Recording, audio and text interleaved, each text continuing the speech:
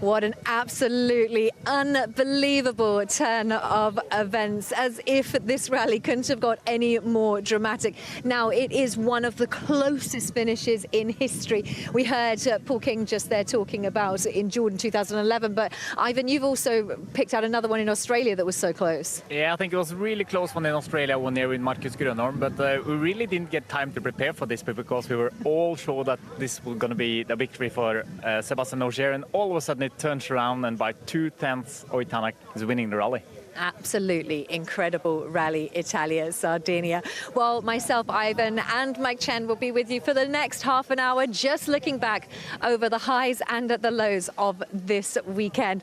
Oit Tanak, he spoke to Molly at the end of the stage and said, oh, you know, I'm sharing a podium with my daughter who got her first podium for dressage. No, by no means thinking that he was going to be on that top spot. His face alone says it all. Yeah, I mean, in the morning as well, he was really focusing on the Super Sunday, the points. There was no point pushing Seb to do any mistake or put some pressure, and all of a sudden there he's on the top doing the champagne, and yeah, it just proves that you should never give up and just keep pushing, and all of a sudden somebody pick up some trouble, and now we had a slow puncture on Sebastian Ogier. And I think also exactly what Sebastian Ogier always says, I just do my own rally, I don't look at anybody else. Oit was just driving his own rally. Just an incredible way to wind up what has had so many highs and lows, particularly for Oit. Yesterday he was leading, then he dropped down by 3 seconds, then he dropped down by over 10 seconds. It was a real emotional roller coaster just on yesterday's stages. Yeah, for sure, and normally we can see that in a rally that is a very intense fight, and in the end Sebastian Ogier will win. But now we turned around, and Oit had a kind of the best luck when Sebastian picked up the puncture, and it looked like Oit yesterday almost gave a bit up to beat Sebastian, and yeah, today it turned around. Well, we'd sort of already written the Hollywood script once again for Sebastian Ogier. I mean, his Hollywood dream has definitely been achieved already. But again, you know, every rally we watch him making a master plan, but this time he was foiled by an Oit Tanak. Yeah, and I think Oit had this rally spoiled on the last stage a few years ago, and now he could really celebrate the victory, and the 10th was on his side this time. Well, what a weekend. Absolutely incredible. Well, Sebastian Ogier, just until the very last throws, again, created the perfect rally.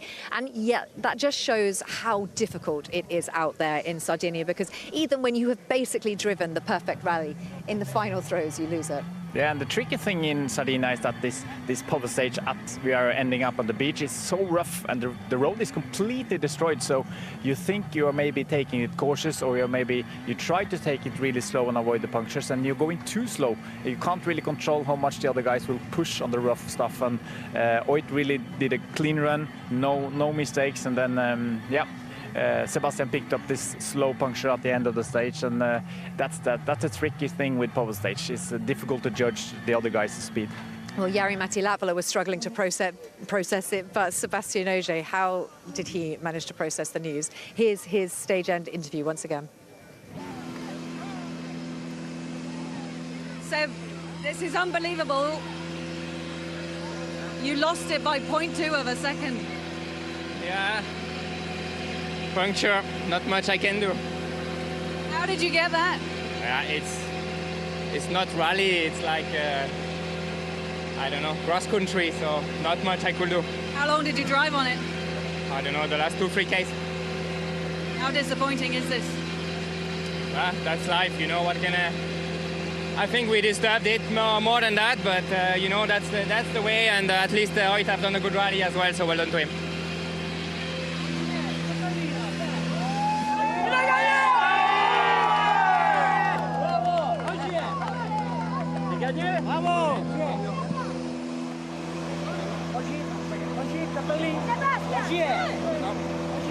Well, as PK was also saying, and now Chenny joining us in our little luxury setup down here, he did have family and friends down there, mum and dad's down there. Oh, goodness me, well, at least he had them down there just as a bit of comfort. But you know what? With disappointment for Sebastian Ogier, the overriding feeling that he's achieved so much in his career that it's never the worst thing to have this situation. That's a very positive attitude, Kiri Blore. I think Sebastian Ogier will be feeling pretty sick right now. Yes, of course, he has achieved an awful lot. You're absolutely right. But I mean, this weekend he was set to break the record of beating Sebastian Loeb, taking the most wins in Sardinia. That's gone. To lose it by such a fine margin, having driven so well all weekend, I think that's a difficult pill to swallow. Of course, he'll get over it. You know, there's more important things in life than going rallying. That's a fact. But you know, when you invest so much time and so much effort, and you know how hard the people in the background have worked, and by that I mean the team, to lose it like that is a hard pill to swallow. But my oh my, what a rally it's been. It is incredible. I'm still shell-shocked from doing the maths in commentary. This is the reactions of Hyundai. Now, Ivan, you went down to speak to Christian there, and I was running down after speaking to Jari, and I just saw a few of the team. They're all shaking. They're actually genuinely shaking. The joy that this has brought to the team. And look, double-checking it, Christian, they're double-checking it. Is that a reality? Is that actually what's just happened? Yeah, and this is like goosebumps pictures, because it's so much feelings. They all fight for this win, and you can see Seb Marshall as well, so happy, and Tolga as well in the background there. It's so happy for the team. And remember, it's a pressure on those guys in the office as well. It's their task to make everybody do their best. And this is Jari. Jenny, you were watching this. I mean, we were standing in there. Jari again shaking, just absolutely. It shows how much these wins and losses mean to the team. Jari just could not believe it. Took it as his responsibility as well. He just did a little talk too, as he always does, win or lose. He always talks to the team. Just such disappointment. But it is such disappointment, but it is the second place by the finest, like you said, the finest of margins. It's almost impossible to measure how fine that margin is. Yeah, I mean, and it just goes to show how tight things can be in the World Rally Championship. But yeah, coming back to Jari-Matti Latvala, he's driven by passion. He's all heart, that man, and it hurt. Those were real pictures, you know. He wasn't. It hurt him. But you know, what doesn't kill you makes you stronger, and they will be more than hungry. And also, Oit Tanak deserved another win here. We've got to remember, a couple of years ago, he had a win taken away from him. He's had injustices here, yeah, hasn't he? on that very stage. So on this very stage again, he's been given a win. And so, you know, the tables turn. That's the luck of rallying. But yeah, there's no question. For Jari-Matti and the whole Toyota team, it's a difficult pill to swallow. Yeah, indeed. But what an amazing rally. Let's just listen into those interviews that were done by myself and Ivan with the team bosses. We'll go to Christian at Hyundai first. We were all talking about the Super Sunday, and all of a sudden on the power stage it turns around and you now secure the victory. What's your feelings now? It's incredible, absolutely incredible. Like, the team it's unbelievable. I mean, we knew it was an exciting Sunday. A lot of things were happening, everybody was pushing, but the win was just unbelievable. Like, midway through the stage, it still seems impossible. We knew it was close. Seb had some pressure. Everybody wanted to go for the power stage point, but just finishing like that is amazing. Fantastic. It just proves that you should never give up. Yeah, exactly. And anyway, between Ott and Thierry, it was very tight, but we knew it was getting slower because the road was getting rutted. But to gain so much onto Seb in that last stage, it's incredible, fantastic. Sometimes you win, sometimes you lose. We've had some part of bad luck sometimes, and Thierry didn't have luck, and the team with Thierry, we didn't have luck yesterday, but today it was all day. Congratulations very much. Thank you very much, fantastic, thank you. Well, Jari, that was a massive turn of events. I'm not sure any of us saw that coming. I just heard you speaking to your team, and such disappointment there for you. Struggling to process? Yeah, I'm very disappointed for sure. But I mean, Seb did what he could. It is a dramatic stage, but it's not the first time we have experienced this. But it's back in 2019 when Oit Tanak was leading the rally and he got the problem in the last stage and he lost the victory. So we've seen this happening before, but. Of course, it takes a bit of a time to digest. I don't think it's as big disappointment for us as it is for the Seb. But I would say the only positive side of this is that it didn't really affect for the points. The points we are earning, or he is earning the same points, even though he did win or win not. All right, I'm so sorry. Thanks, Jari. Thank you. Thank you. Well, there we go. Such disappointments for Toyota, such a high for Hyundai. This rally has delivered on all fronts. We have literally been filled from start to finish with drama. We've even had flowers brought to the stage end. I mean, we have had everything and a whole lot more.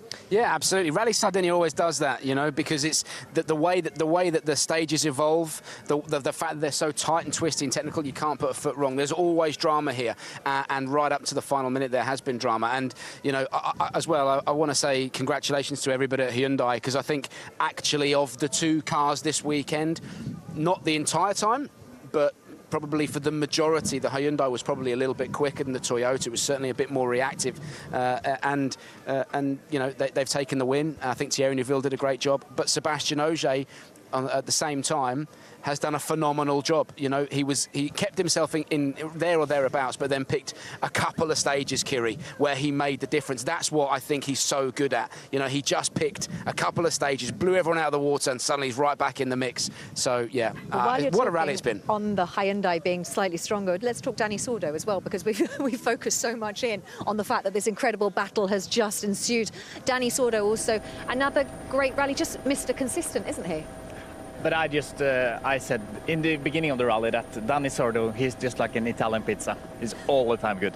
You can check into any rally and he will be there and put the pressure on the guys who's doing the whole championship. And I think that's the good thing with Dani. And it's a pity that Dani won't do any more rallies this year, because it's really good, and you can trust Dani. He will be there. The car is in one piece on every rally, and he's doing podium after podium. Yeah. Yeah, absolutely. He's Mr. Consistent, and that's his strength. That's why you want him in the stable, because you can rely on him. You don't think he's going to go out and blow everyone else out of the water. He's not necessarily going to win the rally. He'll get a podium, but he'll pick up podiums. He'll pick up points. That's what he does, and he's the perfect night watchman for his teammates as well. So yeah, he's been called a pizza, a night watchman, and I was going to say he's like the postman always delivered, but I think we should probably leave, Aaron. Yeah, but I think he's like glue as well, because I spoke with the Hyundai guys, and they say Dani is in the team is like a glue. He's keeping everything together. He's always happy. He cheer up the guys when they're having a bad time and hard time, and he's really there all the time to, even on the rallies he's not doing, he's there, and he's so positive. Yeah. So he's like kind of a glue in that team. Glue, pizza, what did you call him? No, watchman. Okay, well, we're good with Dani. We've covered Dani. Okay, well, there were plenty of turning points throughout this weekend that changed this rally on its head. Let's probably look into Thierry Neuville's moment first, because that was at stage 8. That was really unexpected, leading the rally, and this just unfolded almost in slow motion. Yeah, he was, up until this point, Thierry Neuville, for me, was in a different league, you know, considering his road position, everything else, the work he'd put in on Friday. He'd done a great job. But it just goes to show, we talked about it in commentary, that split second of a lapse in concentration was enough to end up making that mistake, and that's cost him probably a rally victory. And you know, we were all kind of a bit bemused, because he just carried so much speed into that right-hander, and you know, but he's come back out today, and I think he's pulled an absolute stormer out of the bag. He had to do it. He stepped up to the mark, and you know, consolation, I think he probably would have won the rally actually, but you know, you make those mistakes, that's what you get here. There's no margin for error, but today he did a great job. Still leading the championship title race at the moment. Ivan, we were there at the tyre fitting zone as it sort of unfolded for Taka. We both said the same thing. It looked a little panicked as he pulled in, and then it sort of unfolded from there. Yeah, and I guess they realized it was some problem, and they're panicking a bit on this tire fitting zone when they knew this is some trouble, and when they know everything's fine, because they won't really discover and see if there's anything wrong with the car. So we knew, we could see that something was going on, because there was a bit of a panic. Yeah, and then it just, Chenny, we saw the tyre fitting zone, which of course was yesterday, but then it just, you know, went from bad to worse. We thought they'd fixed it. Then they stopped. We get messages in. They stopped on the road section, into the stage. They've stopped, and then... Yeah, they fixed it on a bit of a whim and a prayer, because obviously it's a tyre fitting zone. You don't have full service, you know, so it's not like they could, the whole team could jump on it and whip the gearbox out and change it. If it had been serviced, that car would have gone back out on full tilt. It wasn't the case. All they had was the hot gum to be able to try and seal that up, and sadly it didn't hold. I actually think probably the damage had been done already, you know, because it had been running reasonably dry. As soon as it went into the stage, we heard gearbox whining, and we knew that it was going to let go, and you know, a kilometre later, sadly it did do. Such disappointment for Taka, sitting in third place at that time. So we've had so many podium places lost throughout the weekend. Let's just clarify the overall results once again. So it is still Thierry Neuville out. We're looking at overall classifications of the rally. Oyt Tanak takes the victory. You can see it on your screens there by 0.2 of a second over Sebastian Ogier. And as we mentioned, Danny Sordo in third. Importantly there, Elvin Evans in fourth, which keeps him in third in the championship title race. And then Greg Munster in fifth, his highest placed finish. Sami Pajari winning the WRC2 and sitting in sixth overall. So you can see some very high moments for a lot of our drivers. Sami Pajari in particular taking that win in such style. Such a style, yes, and he haven't put a foot wrong all weekend, and I'm so impressed because it's such a difficult rally, and he's not so experienced. He's a quite young driver, and some pressure on because he knows that everybody's monitoring his speed and all his rallies. So I was really impressed by his how can I say, steady drive all weekend, but at the same time really fast. Yeah, absolutely mature. Yes. Yeah, nice word. Okay, all right. Well, it's been busy outside of the rally as well, in terms of outside of the actual competition, because there's been announcements yesterday made. Chenny was there at the heart of that announcement. So Chenny, tell us a little bit more about the addition of Saudi Arabia. Yeah, look, it's exciting. In 2025, the World Rally Championship will be going to Saudi Arabia. It's an extra, obviously, event on the calendar, which I think is extremely exciting. And yeah, we've just seen the pictures coming in here now, and I think, you know, it's constantly pushing the boundaries of the WRC. We haven't had an event in the Middle East since 2011, when it was obviously in Jordan. Ironically, that's when we got the closest finish. I think that record's been either beaten or certainly matched today.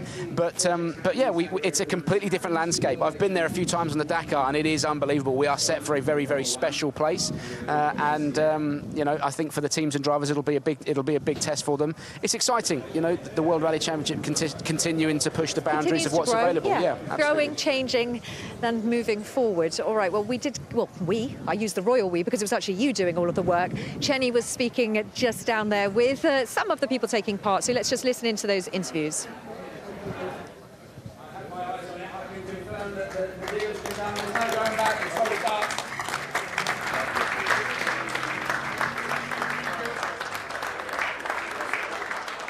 We are very excited and very proud to be part of this strong championship. We hope and we think that we can deliver a unique experience for the fans, for the teams in Saudi Arabia. We are blessed and we are very lucky to have a different type of terrains. This will give us opportunity to deliver a unique rally and a unique experience. Well, I think it is bringing the WRC back to the Middle East. That's exciting, but obviously bringing it to Saudi Arabia, where I think there's incredible scope for us to produce a rally which is a differentiator for the championship, do something really special, engage the many rally fans that we have in Saudi Arabia, adding obviously to our extensive motorsport portfolio. It's not just a race. Yes, it's a race, but it's a more than a race for us in Saudi Arabia. We are very lucky to have all these races in Saudi Arabia. WRC, for sure, it's the cherry on the top. And Prince Khalid there just speaking about the upcoming Saudi Arabia journey that we are about to enter into with WRC. Okay, I jumped ahead a little bit. I got a little bit excited about Sami Pajari, but it was well worth it. WRC2, as always, did not disappoint. Sami Pajari, like you said, not a foot wrong all weekend. Not a foot wrong, but we saw yesterday that Johan Rosell was really fast, and I think he was faster than everybody else by more than 1 minute on Saturday. So without that trouble on Friday, I think really it would be a good fight for the victory. So yeah, but that's rallying. You need to finish a rally without any trouble, and Sami did that. And yeah, we had a little chat with Jari yesterday about Sami, and he said they are monitoring him all the time. And imagine hearing those words. I mean, I know he obviously knew that everybody was watching, but when you actually hear out loud, right, we have got eagle eyes on you. Yeah, and I actually think, you know, Sami Pajari reminds me quite a little bit of Jari Matti-Latvala in his demeanour, the way he comes across.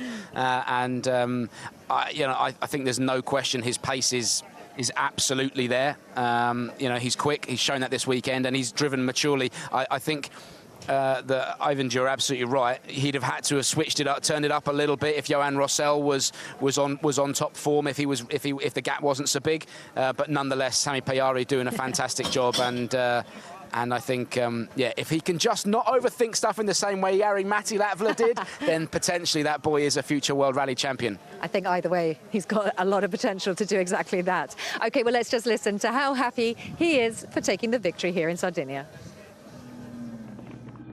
Congratulations, your first win with this car. Tell us what it's been like driving this car to victory here in Sardinia. Of course, it was really nice. I was hoping for a really good result after the disappointment in Portugal, and I knew myself that the pace is there. Just we need to put it together, and the team was doing a really good job, and the car is also getting really fast. So it just needs quite a good driver to finish it. So I'm happy for that. Thank you. Yeah, I bet you are happy. Well done, Sami. Much more to come from him. Let's have a look at those overall classifications from the WRC2 as it unfolded here at Rally Italia Sardinia. Yes, it is Sami Pajari who took the victory. Johan Rossell in second, and Jan Solons making sure we don't forget him in third. A good rally from Martin Prokop and Kaito Kajtanovic in fifth there, and Verves in sixth, Yuna in seventh. And just so you know, the Forum 8 most stage wins this weekend went to Johan Rossell. So that does just show when Johan's on form, you've got to fear him. Yeah, absolutely. You know, this is Johan going up and receiving the Forum 8 award. Nobody came close to him, actually, Kiri. He just blew everyone out of the water. At one point, he was down in 18th position.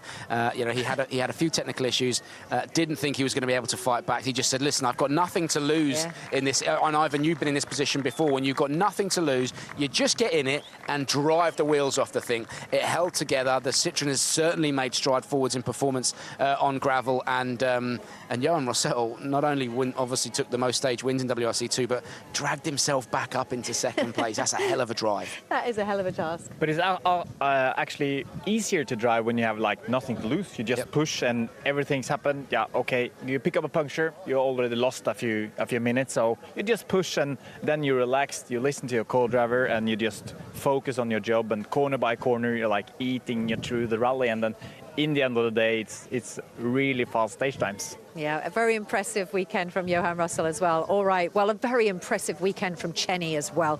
He's always up to something, speaking to drivers and co-drivers, causing mischief. A lot of that you can find on YouTube, but I'm going to give you a bit of an insight into what he was doing. You've got a lad from Northern Ireland and a lad from Japan. How on earth did that happen? Oh, you can start. Okay, 2021,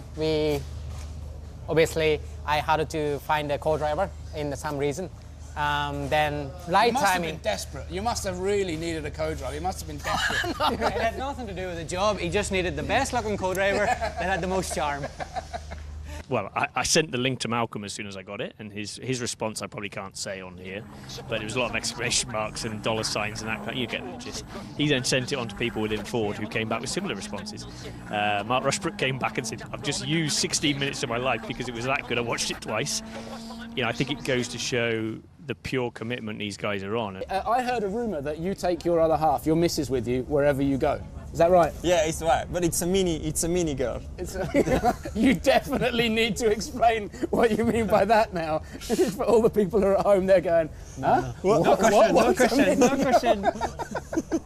As you've gotten older, Scott, has things changed? Is your eyesight changing? Are you getting more forgetful? Old.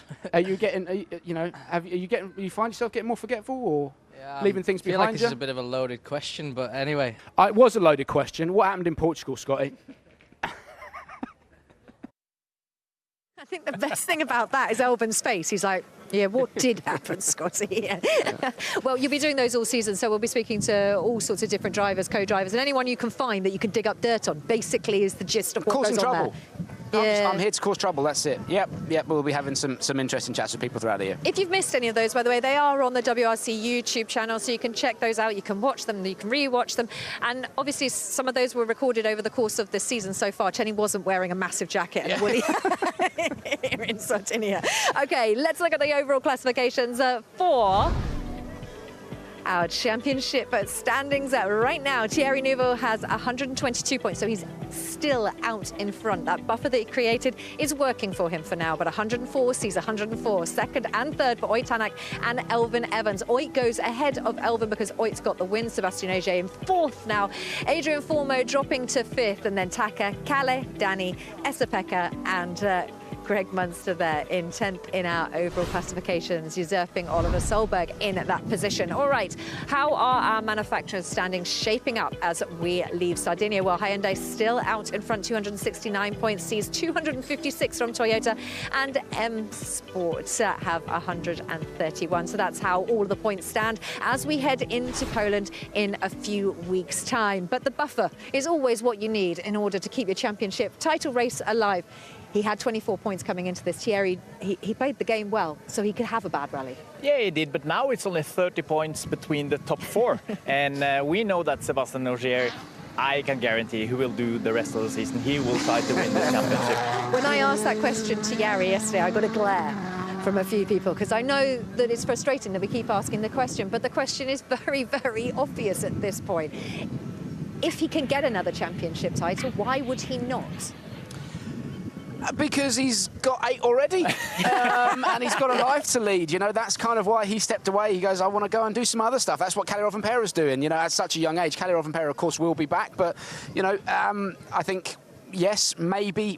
Possibly, it makes it more enticing, doesn't it, when you suddenly go, yeah, you know what, I reckon I could do this. We may as well get our wooden spoon out while we can, because we can enjoy the fact that this championship title race is going to be exciting. Like you just said, the gap between them is so small. Yeah, now Elfyn and Oit is equal points as well, so it's a big fight going on, and now we can see that it's such an important day on Sunday, and even though you're crashing out on Saturday from the lead, you're grabbing quite a lot of points on Sunday with the pole position win, and you take the 12 points from the Super Sunday. And I've got to say as well, you know, when you look at Oit Tanak going into these next few rallies, because they're they're so fast. That is Oit Tanak territory. He will go into a corner flat out and just tip it in and work it out when he gets there. You know, he's so brave at that. The Hyundai's working well. I think these next 3 rallies will suit Oit Tanak. Elfyn Evans needs to up his game. You've just written Oit's Hollywood script, because it was a couple of rounds ago that you just said to us, just hold tight, just wait for Oit's time. I wonder if you're writing the Hollywood script. Honestly, you wait. He'll put everything on the dashboard, trust me. Well, here is what is in store in Poland. Take a look at this.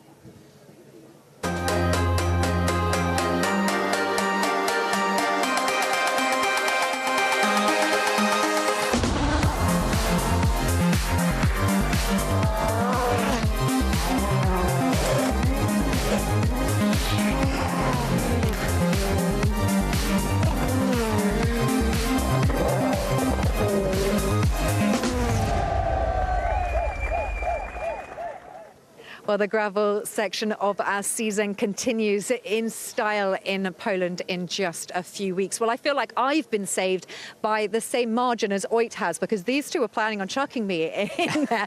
But thank goodness it's so shallow that there's not even a possibility of doing that. So maybe luck is working for me in Oit this weekend. You think you've gotten away with it. There's still daylight left, Kiri. Just because there's cameras around doesn't mean we won't do it. We're still on there. Yeah, it doesn't mean we won't do it. Guys, have you enjoyed this weekend? After you. So much. It's exactly what we expect from Sardinia. I mean, it's drama all the way through the weekend, and you really can't, just like you said, the Hollywood script, you can't do it because in the last minute it's changed around. Chenny, I've got about 2 seconds for you. Summed it up perfectly. Yep, done. Well, thank you so much for joining us throughout the weekend. Once again, it's been an absolute pleasure to bring you all of the coverage. So from myself and the rest of the team, absolutely not you two, from myself and the rest of the team, we will see you in Poland. But we're going to enjoy the sunshine, so it's goodbye for now. Let's get her!